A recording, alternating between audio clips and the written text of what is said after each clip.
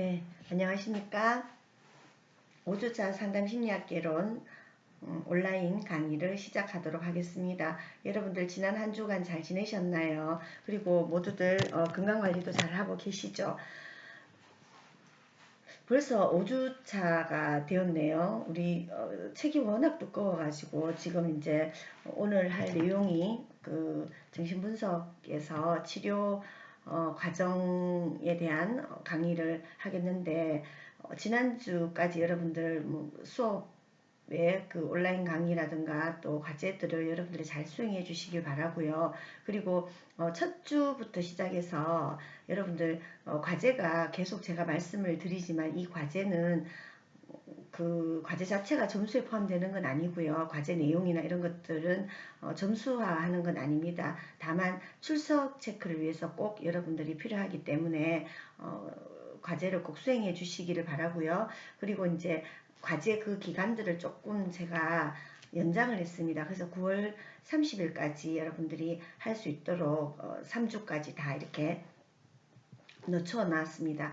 그래서 여러분들 다시 혹시나 아직까지 올리지 않은 학생이 있으시면 꼭 올려주시기를 바랍니다. 그러면 지난 시간까지 우리가 정신분석에 대한 여러가지 무엇을 배웠나요? 정신분석이란 무엇인가, 그리고 정신분석에서 말하는 성격 구조 이런 것들, 그리고 바로 지난 시간에 우리가 방어 기제에 대해서 같이 공부를 해봤습니다. 여러분들은 이제 책을 내놓고 같이 수업을 하시면 훨씬 더 따라오기가 좋을 것 같네요. 그래서 지난주에 했던 몇 가지를 좀 중요한 방어 기제 중에서 방어 기제는 뭐라고 했나요? 우리가 이드와 원초아와 초자아 사이에서 막 이렇게 갈등을 일으킬 때, 그럴 때 우리 자아가 살아남기 위해서, 또 자아가 내 마음이 편해지기 위해서, 자아가 편해지기 위해서는 무의식적으로 내가 하는 어떤 그 여러 가지 기제들을 우리가 방어 기제라고 한다고 했습니다.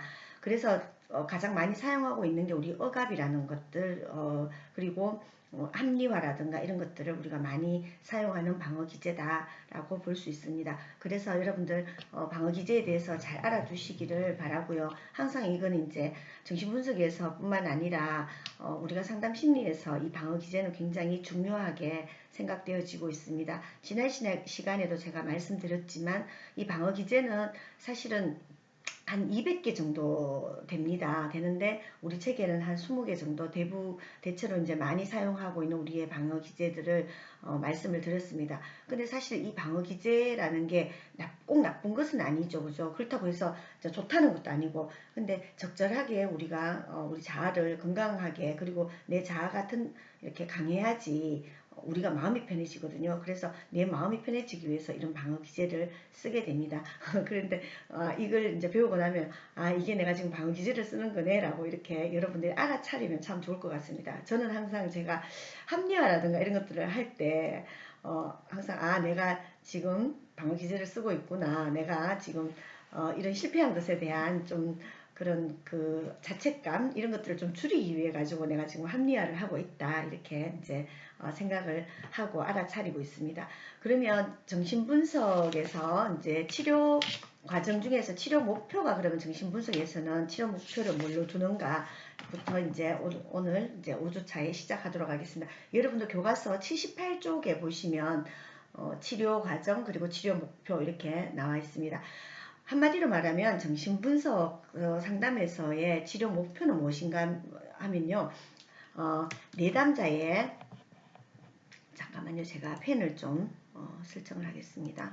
예, 정신분석 상담의 목표는요, 내담자의 마음 내지는 정신을 분석함으로써 그 마음 속에 숨겨져 있는 무의식적인 내용이 무엇인가, 저 무의식 속에 있는 욕망은 무엇인가, 소원은 무엇인가, 그리고 불안은 어떤 것인가, 내가 가지고 있는 이런 무의식 속의 갈등은 어떤 건가, 열등감 무엇인가, 이런 내용들을 의식 바깥으로 나오게 해서 깨닫게 해주는 게 바로 이 정신분석의 치료 목표다. 여러분들이 그렇게 알고 계시면 되겠습니다. 그래서 무의식의, 한마디로 말하면 무의식의 의식화이다. 그래서 무의식을 의식화해서 내 성격 구조를 새롭게 만드는 거예요. 새롭게 재구성하는 것이다. 이렇게 한마디로 정리를 할 수 있습니다. 여러분들 이제 책에 보시면요. 78쪽에 성격의 재구조와 뭐 재구성이라고 이렇게 표현을 했는데요. 성격을 구성하는 거는 뭔가요? 원초아라든가 아니면은 자아, 그 다음에 초자아 이런 것들이 내 성격을 구성하고 있죠. 그죠? 이런 구조를 재구조화한다 이런 의미입니다. 그래서 자아를 강하게 해준다라는 뜻이에요. 우리는 항상 어때요? 내가 어떤 생각을 할 때 나는 그냥 내가 지금 이런 생각을 하네. 내가 지금 오늘 수업에 들어가야 될까 말아야 될까 막 이런 생각을 해요. 뭐 여러분들 이제 가장 많이 우리가 접할 수 있는 게 내가 오늘 수업을 가야 될까 말아야 될까 그렇게 이제 막 고민이 돼요. 갈등이 생기죠. 왜 갈등이 생길까요? 수업을 이제 친구들하고 막 약속이 있어요. 오늘 다른 친구들이 놀자고 하는데 뭐 술도 한잔 하고 오늘 저녁에 근데 나는 이제 수업에 들어가야 돼요. 그럴 때 친구가 막 이렇게 나를 오늘 우리 같이 재밌게 놀자라고 하는 거는 뭔가요? 이거는 나의 본능일 무의식일 수 있죠. 내가 가고 싶어 하는 거는. 그러면은 내가 술도 한잔하고 친구들하고 놀고 싶다라는 이거는 나의 무의식 속에 들어있는 원초와의 어떤 가장 본능적인 욕망이라고 할 수 있어요. 그런데 그러면 내가 그래 좋아 나는 오늘 학교 수업 빼먹고 그냥 친구들이랑 놀러 갈 거야 라고 해버리면은 뭡니까? 그러면은 문제가 없죠. 근데 어떻게 돼요? 안 돼. 너는 오늘 학교에 가야 돼.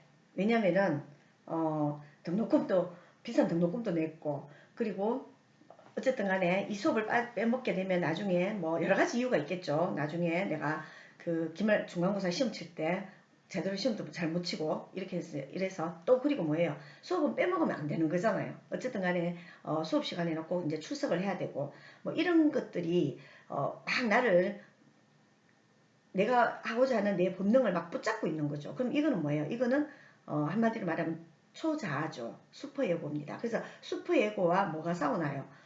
원초아가 막 싸우고 있는 거죠. 이드와 슈퍼에고가 막 전쟁을 벌이고 있어요. 거기에서 나는 뭐가 생긴가요?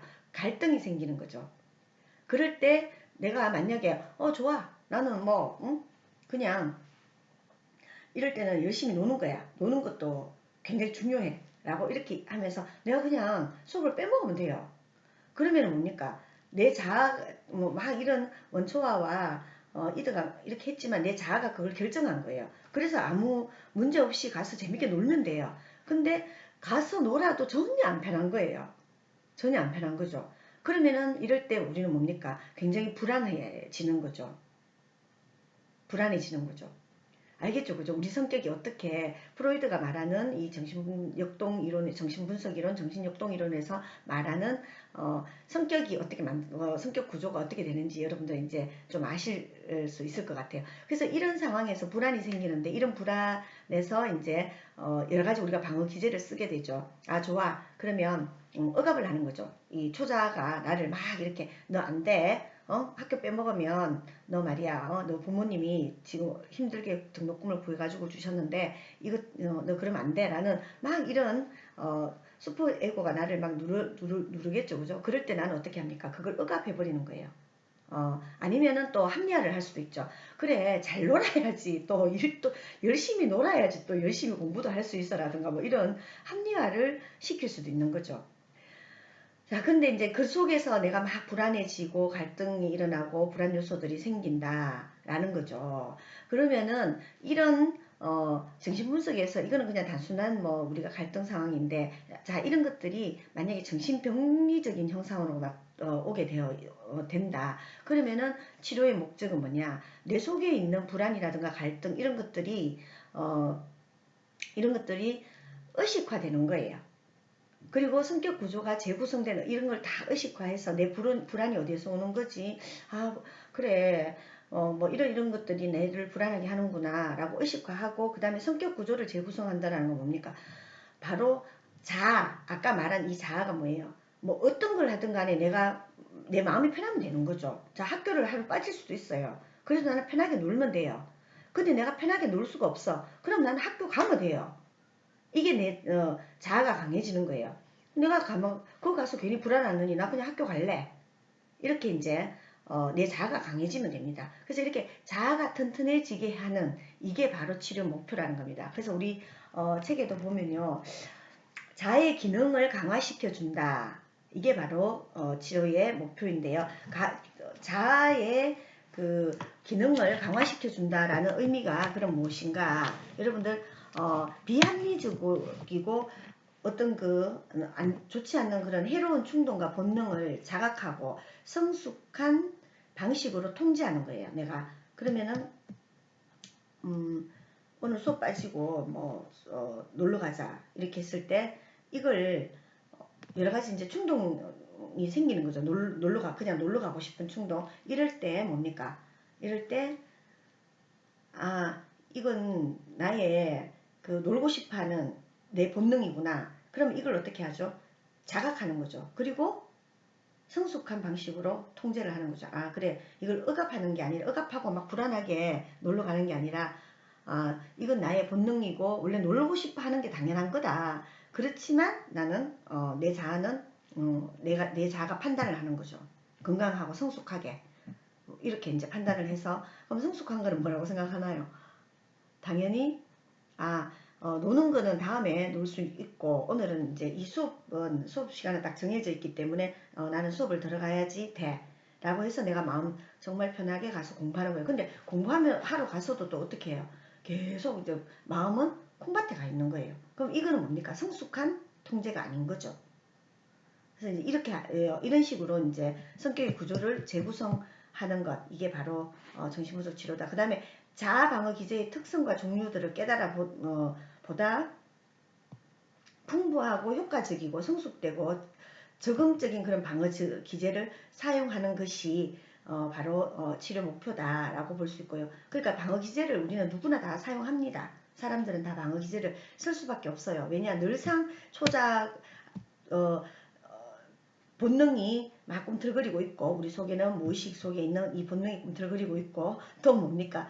슈퍼에고가 항상 우리를 감시하고 있거든요. 그렇기 때문에 늘 우리는 어때요? 막 감시를 당하면서 또 뭡니까? 막 죄책감이 생길 거 아니에요. 그러면 우리는 또 방어기제를 쓰거든요. 근데 이 방어기제를 쓰더라도 내가 지금 이런 방어기제를 쓰고 있네. 내가 지금 내 마음 편하기 위해 가지고 이런 그 방어기제를 쓰고 있는 중이구나라는 걸 알아차리는 거. 이게 굉장히 중요한 치료 목표라는 거죠. 그래서 제가 계속 아까 말했다시피 나는 합리화를 합니다. 라고 이야기했죠. 그러니까 제 합리화를 알아차리는 거예요. 제가. 그러면서 다음부터는 합리화하지 않고 좀 더 그러면 합리화하는 내 자신이 어떻겠어요? 네 합리화하고 있네 라는 걸 발견하는 거죠. 그러면서 저는 어떻게 했어요? 다음부터는 합리화하지 않도록 내 자아를 튼튼하게 하고 그리고 그게 정말 나가 되는 거죠. 나 자신을 찾게 되는 거죠. 그죠? 그렇게 이제 하는 게 필요하다. 그 다음에 현실에 대한 정확하고 분명한 평가와 성숙한 시각을 발달시키는 것이다. 라는 거죠. 그래서 나는 이런 방어 기제만 계속 하는 게 아니라 이게 나야. 이게 나다. 이런 부족한 게 나다라는 걸 인정하는 거예요. 하지만 부족한 게 나지만 그래도 나는 괜찮아. 이게 나인 걸 이렇게 이제 인정하고 하는 이런 이제 성숙한 시각 이런 걸 가지는 게 바로 치료 목표라고 할 수 있고요. 그리고 도움이 되는 방식으로 자신을 표현하는 능력 그리고 타인과 건강하고 친밀한 관계를 형성할 수 있는 능력 이런 것들을 발달시키는 거라는 거죠. 그래서 항상 이렇게 이야기합니다. 정신분석에서는 관계가 굉장히 중요하다. 관계만 잘 맺게 되면 정신적으로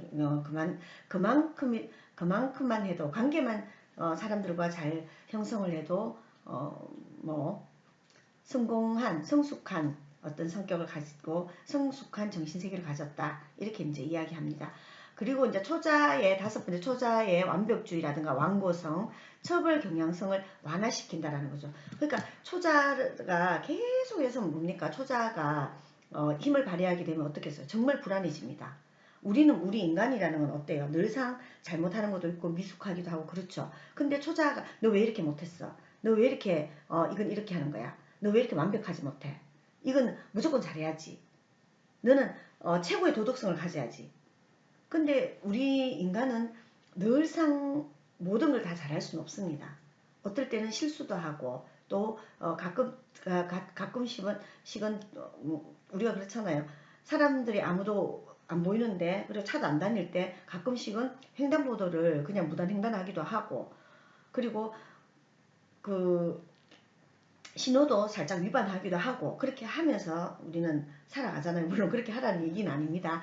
근데 이런 걸 한 번도 안 해본 사람은 없단 말이에요. 근데 그렇게 했을 때 나는 이 신호를 어겼어. 초자가 너 왜 신호를 어겨? 라고 하는 거죠. 신호를 지키는 게 당연히 신호는 지키라고 있는 것인데 왜 이걸 어겨? 라고 초자가 막 나를 꾸짖어요. 그런데 이럴 때 뭡니까? 이 초자아의 처벌 경향성 이런 것들을 아주 너무 높게 가지고 있으면 어떻게 되겠어요? 나 그럼 그것 때문에 잠 못 자는 거예요. 오늘 내가 사람들 아무도 없는 데서 신호가 빨간불인데 바쁘기도 하고 그리고 주변에 차가 한 대도 없었어. 그래서 주변을 보고 내가 살짝 무단횡단을 그 신호를 어기고 횡단보도를 건넜어. 근데 초자가 너무 강력해요. 너 왜 그렇게 했어? 라고 계속 그렇게 한다면 우리는 어떻게 되겠어요? 살아갈 수 없습니다. 초자가 우리를 너무 감시하기 때문에. 그래서 이런 초자의 완벽주의, 완고성, 처벌에 대한 경향성 이런 것들을 좀 완화시켜주는 것. 이런 것들이 바로 치료 목표라는 겁니다. 그래서 과도한 불안감 이런 것들을 가진 사람들을 보면 그 사람들 초자가 너무 강한 거예요. 그래서 진짜 내가 이 자아가 힘을 발휘하지 못하는 거죠. 그러면 자아는 늘상 흔들리는 거예요. 그리고 또 뭡니까? 본능이 너무 강한 이 이드가 무의식 속에 있는 뭐 공격성이라든가 이드 이런 것들이 너무 강한 경우는 어떻게 되겠어요? 그럼 계속 이제 이런 게 끌려다니는 거예요. 본능에 끌려다니고 이런 이제 그 프로이드가 말하는 무의식 속에 들어있는 아주 이제 어떤 본능 그리고 추동 뭐 리비도라고 하죠. 이 리비도를 구성하는 게 성욕과 뭐라고 했습니까? 공격성이거든요. 이런 공격성에 너무 휘둘리게 되잖아요. 그러면 어떻게 되겠습니까? 그러면은 이 사회에서 좀 부적응하게 되고 그렇게 되겠죠. 그래서 이제 이 초자와 그리고 무의식의 어떤 본능적인 이런 이 사이를 맡고 있는 이 자아가 제대로 된 힘을 발휘하게 하는 것. 그렇게 해서 초자아가 좀 뭐라 해도 괜찮아. 나는 이렇게 이 정도는 내가 충분히 할 수 있는 거야 라고 이렇게 나를 이렇게 잡아가는 거. 그리고 무의식 속에 있는 어떤 본능적인 여러 가지 욕구라든가 이런 것들도 또한 뭡니까? 막 이런 게 올라올 때 자아가 뭡니까? 힘을 발휘해서 균형을 잡고 현실에 맞게 이런 것들을 타협해 나가고 하는 이걸 이제 자아를 강하게 해주는 이게 바로 정신분석에서 이제 치료 목표다. 이렇게 이제 여러분들이 알고 계시면 되겠습니다. 그래서 한마디로 말하면 무의식의 의식화와 성격 구조의 재구성이다. 이렇게 정의를 할 수 있습니다. 예. 그러면 우리가 이 무의식의 정신분석에서 말하는 치료자의 기능과 역할입니다. 자, 그러면 첫 번째 치료자의 기능과 역할은 무엇인가? 내담자가 이제 보통 이제 환자라고 이야기하는데 내담자로 하여금 과거의 경험과 그때그때 감정을 그리낌 없이 자유롭게 털어놓도록 격려를 하는 거예요. 그러니까 이제 상담자는 여기서 이제 치료자라고 이야기를 했는데 상담자 역할은 내담자가 내 과거 경험을 잘 털어놓도록 격려하는 거예요. 여러 가지 이제 기법을 써서 자유현상이라든가 아니면 체면술 이런 것들을 자유롭게 자연스럽게 틀어놓도록 그렇게 격려하는 거 이게 치료자의 기능과 역할이고요. 그리고 두 번째가 내담자가 치료자에 대해서 나타내는 전이 감정이나 전이 관계를 아주 자세하게 관찰하는 게 이제 필요합니다. 전이 감정이라는 건 뭡니까? 전이는 전달되어지는 거거든요. 전달되는 거. 이게 건너가는 거예요. 그래서 전이 예를 들자면은 선생님 제가 상담자고 내담자가 왔어요. 내담자가 초등학생이에요. 그리고 나는 초등학생을 둔 어머니예요. 그런데 이 초등학생이 하는 여러 가지 이런 이야기들이 초등학생이 내가 상담자면은 이 초등학생이 늘상 어머니가 나에게 꾸짖고 칭찬은 안 해주고 늘상 혼을 낸다. 이것 때문에 이제 이 초등학생 이 내담자가 힘들어하는 거죠. 그럴 때 이 상담을 쭉 하다 보면 내담자가 초등학생 이 내담자가 상담자를 엄마로 인식할 수도 있어요. 이게 이제 전입니다. 자기를 힘들게 한 어떤 누구가 있어요. 거기에 뭐 엄마일 수도 있고 다른 사람일 수도 있는데 이 사람과 상담자를 똑같이 그 감정을 상담자의 이 본인을 힘들게 한 사람의 이 마음을 이 사람에게 전달해 버리는 거예요. 이게 바로 전이거든요. 이런 관계를 좀 자세하게 관찰해내는 거 이런 것들이 필요하고 그 다음에 내담자의 꿈이나 사소하게 보일 수 있는 실수나 경험의 내용을 잘 들어보고 분석해내는 거예요. 이게 이제 상담자가 가져야 될 통찰인 거죠. 그냥 한마디 이야기하는 뭐 실수, 뭐 어찌 보면 굉장히 사소해 보이는 꿈이라든가 이런 것들, 뭐 경험에 대한 이런 이야기를 할 때 이걸 그냥 지나치지 않고 잘 분석해내는 거, 이게 하나의 단서가 되는 거죠. 상담의 단서로서 해보는 거 이런 것도 이제 필요하다라고 볼 수 있고요. 그리고 내담자가 치료자나 상담자나 상담에 대해서 어떤 심리적인 저항을 보이는지 관찰을 하는 거죠. 그러니까 뭐 한참 하다가 나는 이제 상담 그만 받고 싶다라든가 이게 이제 저항이에요. 아니면은 상담 시간에 오기로 해놓고 안 오는 거죠. 상담 시간에 오기로 해놓고 약속을 어긴다든가 아니면은 10분 전에 연락 와가지고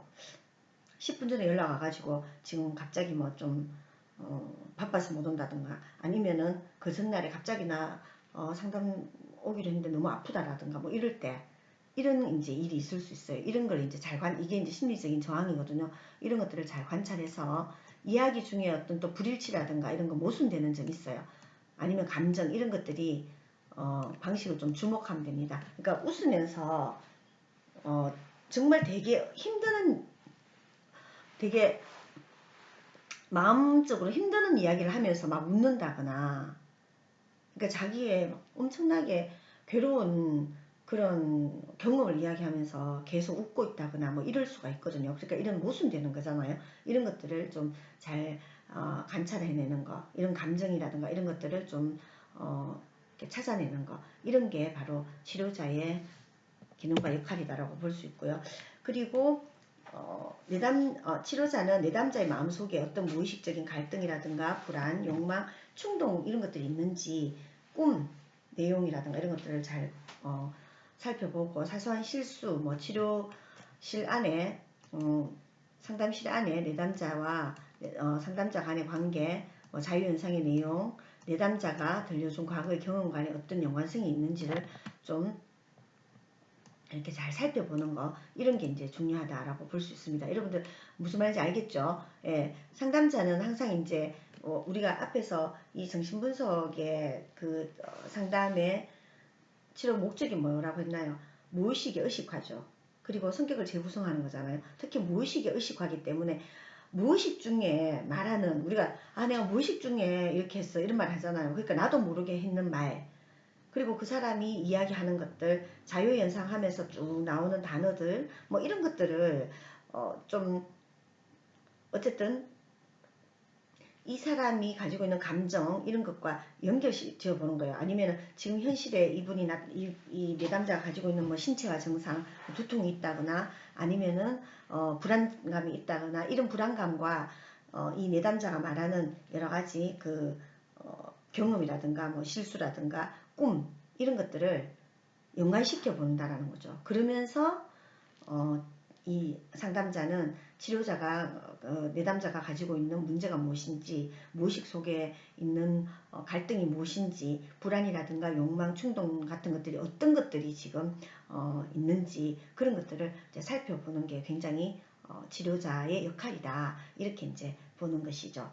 예, 그러면은 이게 좀 진도가 빨리 안 나가는데요. 지금 이제 1교시를 마쳐야 되겠네요. 시간이 벌써 한 20분, 25분이 지났는 것 같은데 자 그러면은 1교시는 여기까지 하고 2교시에서 다시 뵙도록 하겠습니다. 네, 1교시 고생하셨습니다. 2교시에서 뵙겠습니다.